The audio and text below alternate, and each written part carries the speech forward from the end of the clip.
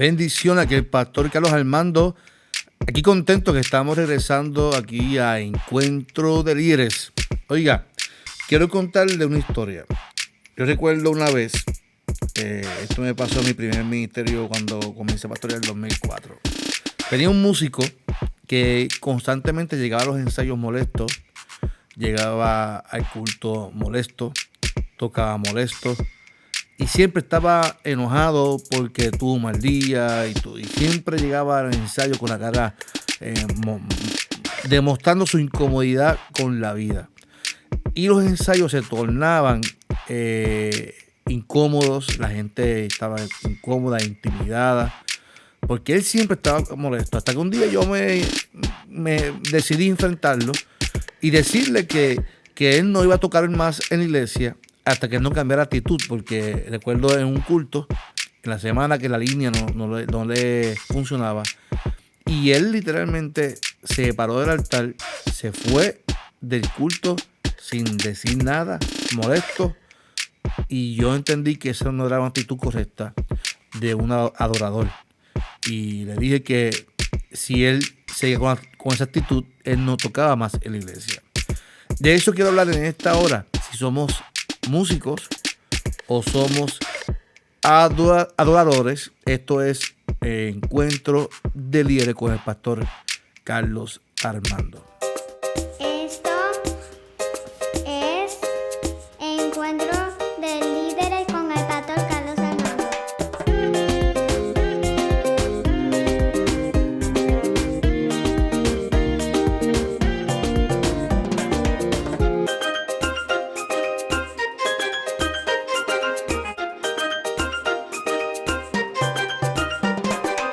Estamos aquí nuevamente y estamos contentos. Llevaba ya meses que no compartía con ustedes en un taller de liderazgo y decidí comenzar este año 2020 con lo que es la adoración en la iglesia.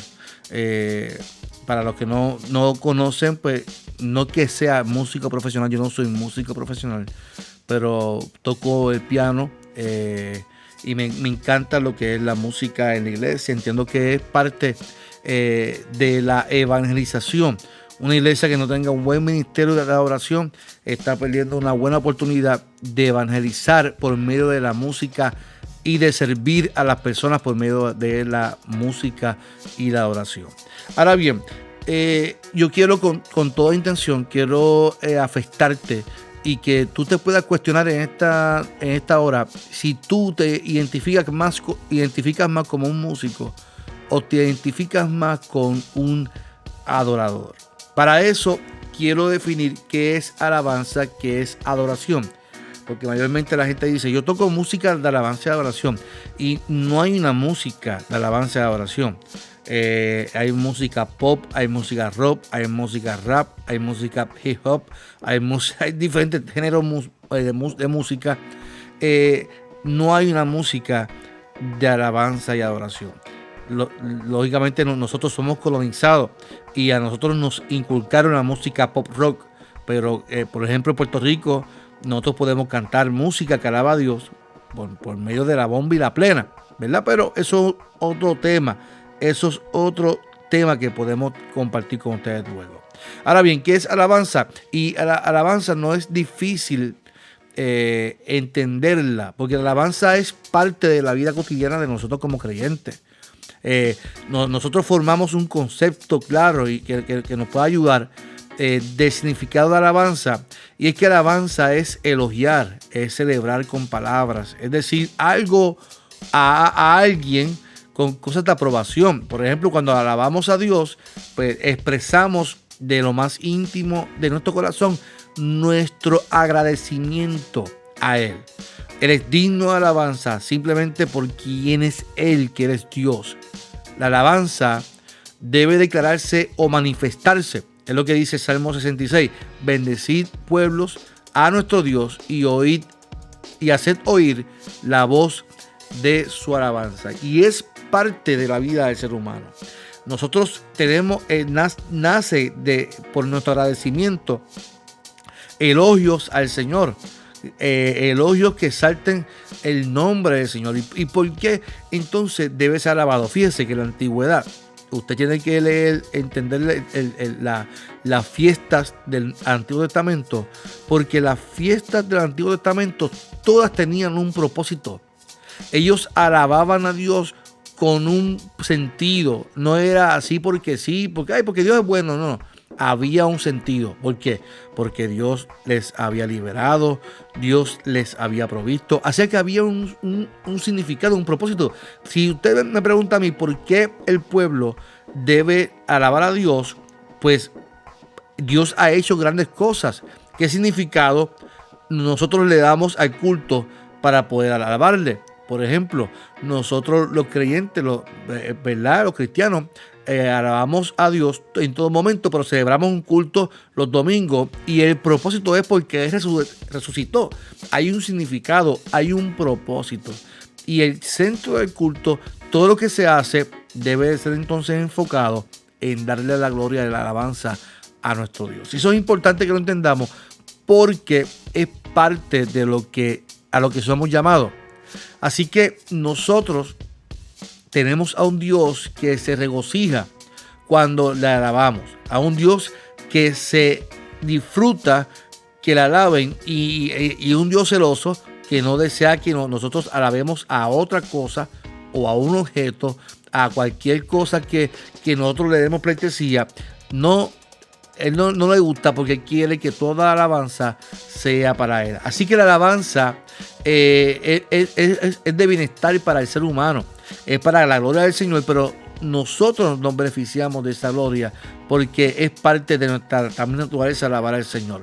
Ahora bien, ¿qué es adoración? Adoración no es lo mismo que alabanza. Alabanza es la expresión, fíjese, pero adoración, si usted se va al Antiguo Testamento, adoración es inclinarse, es postrarse, es bajarse. Y esta palabra, adorar, se encuentra más de 170 veces en el Antiguo Testamento. Y significa eusebeo, que es actuar piadosamente, o sea, hacer reverencia, homenaje, devoción a Dios. Pero cuando hablamos de adoración, no nos podemos quedar en el Antiguo Testamento. Tenemos que ver que hay un Nuevo Testamento y que Jesús mismo transformó la manera de que el pueblo viera entonces la adoración. ¿Por qué? Porque la adoración se rendía solamente en un altar donde Dios decidía el Antiguo Testamento, pero cuando vino Jesús, Dios está en todos lados. No necesitamos un altar para adorar a Dios, porque Dios está en todos lados. De hecho, el altar de Dios es nuestro corazón. Así que es interesante cuando vemos entonces la adoración, porque hay una transformación. Ya no es simplemente humillarme, ya no es simplemente arrodillarme ante Él. Ahora es un estilo de vida. Ahora es parte de mi vida cotidiana, que en lo que yo hago, en lo que yo haga constantemente, yo adoro al Señor, porque adoración es la acción de la intimidad y la relación que tenga usted como ser humano con Dios. Es por eso que la adoración puede ser distinta, ya que cada persona tiene su forma peculiar de vivir la vida. Así que la oración no se encierra en un pensamiento, la oración es abierta. Es abierta a la gente, a su experiencia. La adoración no es una actividad, escuche bien, no es una actividad musical, sino una función del corazón. Lo voy a repetir, la adoración no es una actividad musical. Ok, vamos a tener un momento de adoración. Yo puedo tener momentos de adoración sin tener que cantar un cántico. Podemos tener momentos de adoración sin tener que hablar. Porque adorar involucra no solo el espíritu, sino también la mente. Todo nuestro ser debe adorar al Señor. Jesús, fíjese, Jesús cuando servía a la gente que para el pueblo judío no merecía salvación, Jesús estaba adorando a Dios por medio de su servicio. La iglesia primitiva, cuando comenzó a compartir las cosas en común y a vender sus propiedades, estaban adorando a Dios porque esa era su adoración. Era el servicio a Dios se daba por medio de la adoración, que era el servicio a los demás. Así que debemos ejercitar nuestra mente, nuestra vida, para adorar al Señor. Una cosa es saber lo que significa adoración y otra cosa es muy distinta, es ser un adorador. Porque el adorador sirve, el adorador se da por completo al Señor. Entonces, ¿cuál es la esencia de la adoración, mi amado, mi amada? La esencia es darle todo mérito, todo reconocimiento, todo homenaje, gloria a aquel que es mayor que nosotros. O sea, a Dios. Es por eso que desde el Antiguo Testamento vemos que el ser humano va en busca de un ser supremo para darle adoración, tributo, humillación, pleitesía. Y esto llevó al pueblo de Israel a adorar a dioses falsos y convertirse en idólatras. Por eso es que Dios se molesta y dice, no, yo soy como un fuego consumidor que consumo los dioses ajenos, porque Él es celoso en torno a la adoración. Así que Dios desea gente que adora a Dios y Jesús lo cambió, lo transformó por medio del servicio.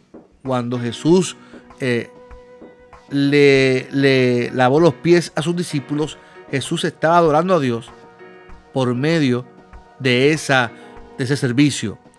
Ahora bien, vamos entonces a buscar la manera de entrelazar lo que es la alabanza, la oración con la música. Y yo te pregunto, ¿qué es un músico para ti? Y si me lo puede escribir en los comentarios, escríbalo. Porque la adoración es mucho más que música. La oración, escuche bien, no es para tu beneficio propio. La adoración es un don. Y si es un don, es un talento, Dios te lo regaló, es para beneficio del pueblo. La adoración no es parte de su vida, es la vida. Es parte, es tu vida, es lo que tú haces en tu vida. Así que, ¿qué es un músico? Pregunto yo, ¿qué es un músico? ¿Qué es un músico? Y el músico es una persona que conoce el arte de la música y lo ejerce, especialmente como instrumentista o compositor, ¿verdad? Así que músico es una persona que conoce del arte, que conoce el arte y lo ejerce, lo pone en función. Sabe tocar instrumentos, sabe escribir, sabe cantar, sabe expresar las notas en cuanto a música se refiere. Persona que le gustan las artes en griego significa músicos, dedicados a las musas. Así que tiene que ver con inspiración, ¿verdad? Pero ¿qué es entonces un adorador? Y adorador es persona que se postra ante un ser supremo. Y es una persona que sirve. Y la iglesia de los Hechos, como dije hace un instante, adoraba a Dios por medio de lo que ellos se derramaban entre sí, se compartían y vendían entre sí. Porque el Espíritu se derramó sobre la iglesia y la iglesia comienza a crecer. La adoración entonces se daba no dentro del templo, se daba fuera del templo, cuando todos se compartían las cosas en común. Lo que te quiero decir es que la adoración no se encierra en la iglesia, sino donde quiera que usted y yo vayamos. Ahí podemos adorar a Dios. Podemos adorarlo porque lo hacemos por medio de un servicio a la gente. Es difícil que usted diga que usted es un adorador y usted no tenga el compromiso de dar un servicio, de ofrecer su don para beneficio de los demás y que usted se lucre, usted se beneficie constantemente de lo que usted hace. Porque la adoración es cuando yo me doy para que Dios se glorifique y que otros reciban la bendición. Así que voy a compartir con ustedes tres diferencias, varias diferencias de lo que es un músico y un adorador. Por ejemplo, el músico se fundamenta en su talento. Él va a venderse por lo que él es talentoso. Me tocó bien la música, tocó bien la guitarra, tocó bien el bajo, tocó bien la guitarra. Pero el adorador se enfoca en su llamado de ministrar y darse. El músico tiende a ser, oye, créamelo, tiende a ser orgulloso de lo que hace, de que yo lo hago mejor, de que esto y lo otro. El adorador entiende ser humilde y sencillo porque sabe que el talento se lo dio el Señor. El músico se preocupa por ser el mejor. El adorador da la gloria al Señor. El músico usa un instrumento para tocar y adorar a Dios. El adorador, como dije, no le hace falta un instrumento, porque Él es el instrumento de Dios para su adoración. Así que, ¿dónde tú te identificas, verdad? Y quiero que te identifiques y que te incomode, porque esa es mi intención, que te incomode. Créamelo, que mi intención es que te incomode y que puedas ser ministrado por el Señor. El músico observa a los demás adoradores para imitarlos en el servicio. Oiga, yo no sé cuánta gente usted va a YouTube y usted va a las iglesias y tú ves cómo imitan, como si la adoración fuera a imitar. El adorador es auténtico, mi amado, es humilde, es imitado por otros, porque tiene un espíritu que lo respalda. El músico es humano y es emocional. Créame lo que somos emocionales. Si no, vea los ensayos y cómo los músicos discuten entre sí, porque somos emocionales. No nos gusta que nos corrijan, no nos gusta que nos cambien nuestra forma de tocar. El músico es el adorador, es humano, pero también es espiritual, es racional, es íntegro, porque se fundamenta en el total de la vida para poder servir y adorar a nuestro Dios. Y es importante, es importante que podamos entenderlo, porque nosotros hablamos de ministerio de música en la iglesia. Y cuando hablamos de ministerio de música en la iglesia, desde el Antiguo Testamento había ministerios musicales, los levitas. Busque Jubal en Génesis, busque a David cuando empleó a los levitas en Primera de Crónica. Siempre ha habido música, porque la música es parte de darnos al Señor y de que Dios se glorifique en la vida del ser humano, porque somos seres emocionales y nos gusta la música, nos hace bailar, nos hace movernos y también nos hace sentir llamados y nos hace también confesarnos. Y es parte de la liturgia lo que es confesarnos, ¿verdad? Y el adorador, cuando entendemos que entonces somos gente que somos llamados a ser adoradores, entendemos que tenemos una responsabilidad. Una responsabilidad en la vida. Fíjese, yo te pregunto, ¿cómo tú ves la responsabilidad de ser un adorador? ¿Como una obligación o un privilegio? Porque yo como pastor lo veo como un privilegio. Yo no veo. Si tú ves a alguien que dice, no, yo tengo que ir al culto porque tengo que tocar y la iglesia después me voy. Posiblemente lo está haciendo porque se siente obligado a hacerlo, porque si no siente que Dios lo va a castigar o algo así. O simplemente va porque tiene que tocar porque le van a pagar. Créamelo, porque si no le pagan, no cobra. Y así que yo voy porque es como dicen ahora, es un guiso. Antes se decía voy a ministrar, ahora dicen voy a guisar. Lamentablemente así vivimos hoy en día. Porque hoy en día la oración se ha tornado un negocio. Y ese tengo que ir a la iglesia me demuestra que la gente va por obligación. Sin embargo, yo lo veo como un privilegio. Es un privilegio el pertenecer a un ministerio de la adoración. El privilegio es significado de que nuestros ministerios dependen de Dios y no de nosotros. Privilegio es la gracia de Dios derramada sobre nosotros para que entendamos que lo que hacemos es porque Él lo quiere y te regaló el don de poder tocar o cantar como usted quiera verlo, como usted participe. Así que no te sientas obligado. Entiende que es un privilegio y que tú no te lo merecías y Dios te dio el don para que puedas ministrar por medio de la música. Otra cosa que es una responsabilidad. Usted sabe que antes, en la antigüedad, se buscaba al sacerdote como intermediario para que nuestros pecados, nuestras ofensas y para poder conectarnos con Dios. O sea, necesitamos a un intermediario. Literalmente, yo lo digo así, literalmente, cuando usted pertenece a un ministerio de adoración, usted está ministrando, usted está dándole un servicio a los que están frente a usted. Usted está cantando, usted está dirigiendo a la congregación a que adoren a Dios y alaben con usted. Por lo tanto, usted también es un sacerdote. porque usted está siendo intermediario entre Dios y el pueblo. Cuando usted está ministrando en la adoración, usted que está dirigiendo el culto, usted es un intermediario. Usted es sacerdote, usted es parte de que usted es parte para que la gente se pueda conectar con Dios y ser ministrado, no por lo que usted hace, sino por lo que Dios está haciendo. Así que es parte de la responsabilidad. Créamelo, nadie dijo que el mejor adorador es quien mejor toca. Créamelo, nadie dijo eso. Pero tampoco he visto un adorador excelente que toque mal, porque lo hacen para el Señor. David era un buen músico y compositor de muchas canciones. Todavía leemos los salmos y los cantamos. Se ha creído que es un mejor adorador quien es mejor músico. Eso es falso. Pero esa idea posiblemente no esté tan equivocada, porque si usted es un buen músico, pero también es un buen adorador, créame que usted es efectivo y usted está siendo utilizado por Dios para bendecir y edificar muchas personas.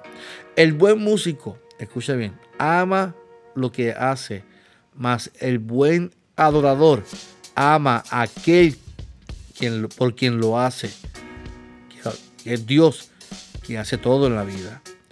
Así que nuestra responsabilidad es amar a Dios en lo que hacemos, porque Dios es quien hace las cosas.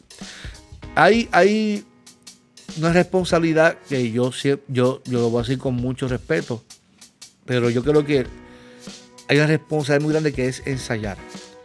Y hacerlo simplemente porque pensamos que si ensayamos mucho hará que la presencia de Dios fluya. Eso es falso. No, hay que ensayar para que la presencia de Dios descienda. Y no, pues mire, mi amado, antes que usted llegara a la iglesia, antes que usted afinara una nota, antes que usted abriera el templo como pastor o como líder de adoración, como diácono, antes que usted hiciera todo eso, ya Dios estaba ahí. La presencia de Dios estaba ahí. Así que la presencia de Dios no depende de usted, no depende de que usted ensaye mucho, no depende. Usted ensaya para ser responsable con su ministerio y hacerlo bien. Dios no necesita ensayar. El que necesita ensayar eres tú, somos nosotros. Y hay que hacerlo constantemente, por cierto. Ensaya todo lo que quiera, pero si tu corazón no está apasionado en lo que haces y por quien lo haces, no apreciarás lo que el Espíritu Santo es capaz de hacer por ti y por tu congregación. Así que tenemos la responsabilidad de hacerlo, de ensayar. Sí, tenemos que ensayar, pero no para que Dios se derrame, porque Dios ya está.